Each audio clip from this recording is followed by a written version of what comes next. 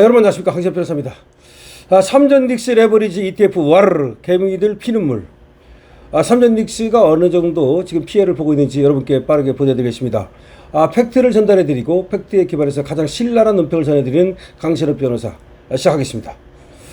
2026년 7월 시티글로벌 마켓 증권 보고서에 따르면 국내 개인 개미들이 말이죠, 레버리지 ETF를 대거 매수했습니다.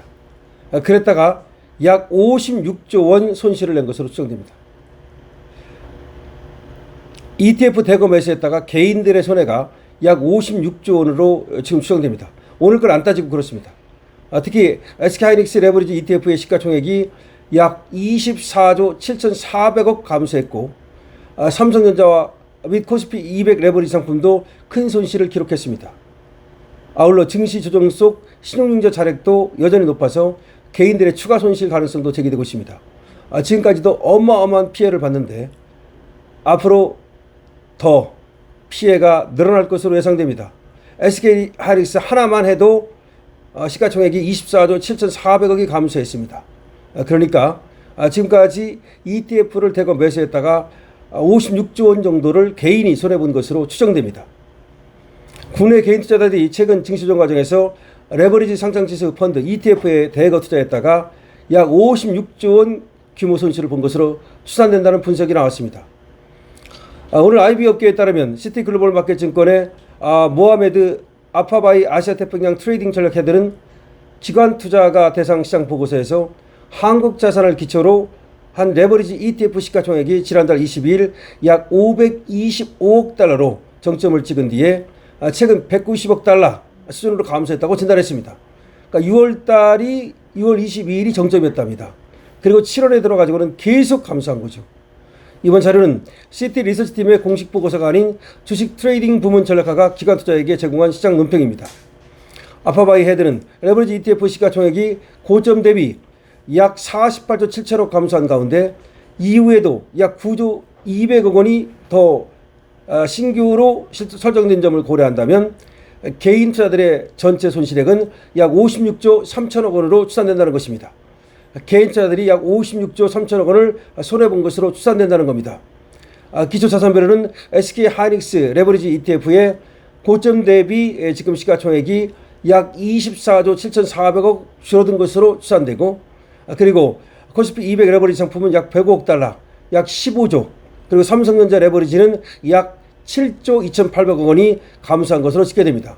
그러니까 하이닉스 레버리지, 삼성전자 레버리지, 코스피 레버리지 다 합친다면 아까 말씀드린 대로 무려 약 지금 50조가 넘게 지금 떨어진 것으로 추산이 되고 있습니다. 지금 56조 원이죠. 56조 원의 손실을 본 것으로 지금 얘기가 되고 있습니다. 아파바이 헤드는 레버리지 ETF 관련 손실이 앞으로 더 확대될 가능성을 제시했습니다. 연말 이전 관련 상품의 시가총액이 앞으로도 11조 정도 더 떨어질 수 있다고 지금 보고 있습니다. 한국 증시의 신용융자 잔액도 여전히 높은 수준이라고 또 지적했습니다. 보고서에 따르면 지난 27일 기준 양대 시장의 신용융자 잔액은 아직도 33조 원의 정도 있어가지고 38조 원 가장 높을 때와 비교해서 줄긴 했지만 아직도 신용이 엄청나게 많다는 겁니다. 신용융자 잔액과 코스피 200 지수의 상관관계는 92.2%에 달하는 것으로 분석이 되고 있습니다. 통상 주가 상승기에 투자들의 비투가 늘고 하락기에는 반대 매매와 차입 축소로 신용융자가 줄어드는 흐름이 밀접하게 나타났다는 것입니다. 개인 투자자는 주정장에서도 반도체 대형주를 꾸준히 매수한 것으로 나타났습니다. 떨어지고 있는데도 불구하고 계속 사고 있다는 겁니다.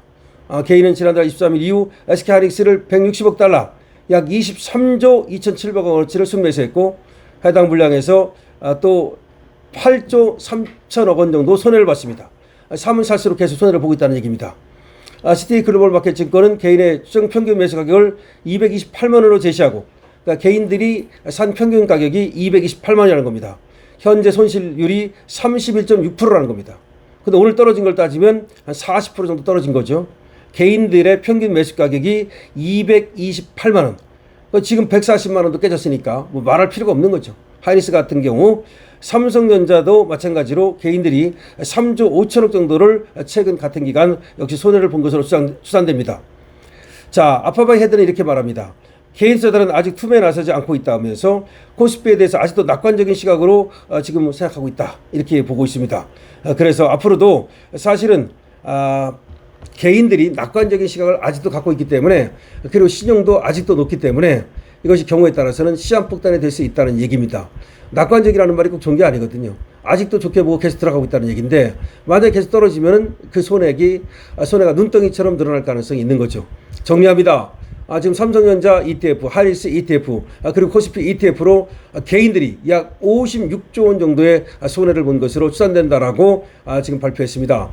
그리고 하이닉스는 평균 가격이 개인들이 228만 원 정도에 산 것으로 보인다는 겁니다. 그런데 지금 140만 원까지 떨어졌으니까 약 40% 넘게 엄청난 피해를 보고 있는 것으로 추산되고 있습니다. 자, 지금 개인들이 그런데도 불구하고 아직도 낙관적인 자세를 가지고 주식을 계속해서 사들이고 있다고 합니다.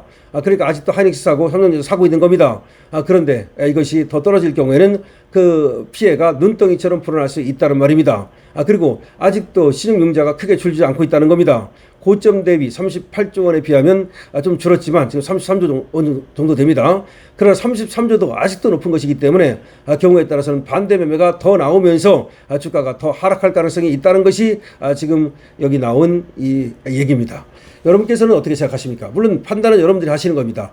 주식 투자를 직접 하고 계시든 안 하고 계시든 이런 것들은 참고해 주시기 바랍니다.